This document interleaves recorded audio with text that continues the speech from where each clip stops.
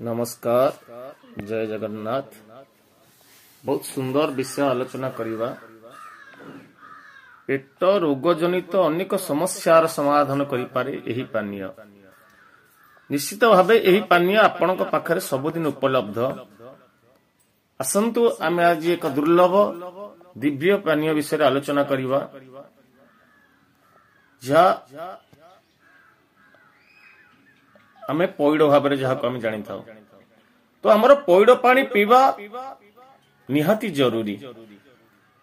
कौन आपण पौड़ पानी पीवार अभ्यास रखिचंती तो जदि रखी नाहंती तेबे तुरंत अभ्यास करंतु। संसार रे जेते प्रकार पानीय रहिछि सबुठारु उत्तम हेउछि पौड़ पानी। एहाकु पीवा द्वारा पेट रोग जनित अनेक समस्यार समाधान करा जाय पारे।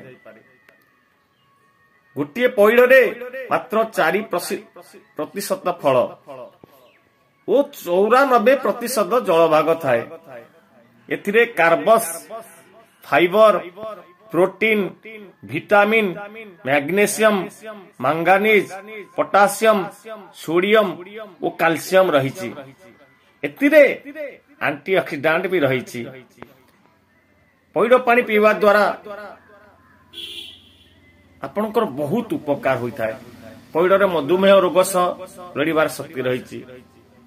रीतिमत पौड़ पानी पीले मधुमेह को आयत्त रखा जाय पारे। यह रक्त रे शर्करा भाग को आयत्त रखे।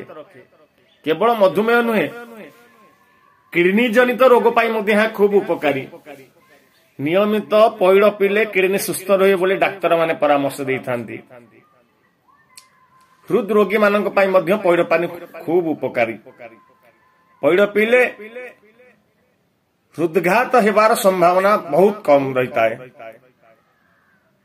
ब्लड प्रेशर बा रक्तचाप पाई मध्य पौड़ पानी अव्यर्थ औषध भाव कार्य करे। रक्तचाप रोगी नियमित पौड़ पानी पीले भल। यूरिन इन्फेक्शन, परिस्रा संक्रमण, पेट गरम, काश आदि अनेक रोग को पौड़ पानी पीवा द्वारा आयत्त करा जाय पारे। तेबे आपण एभली उपकार पानीय निश्चित पियंतु एवं निज शरीर को सुस्थ रखंतु। प्रत्येक दिन आपण पौड़ पानी पीवार अभ्यास रखंतु।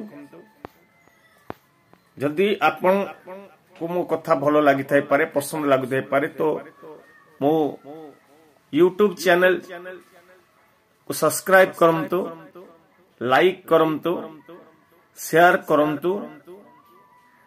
धन्यवाद। जय जगन्नाथ।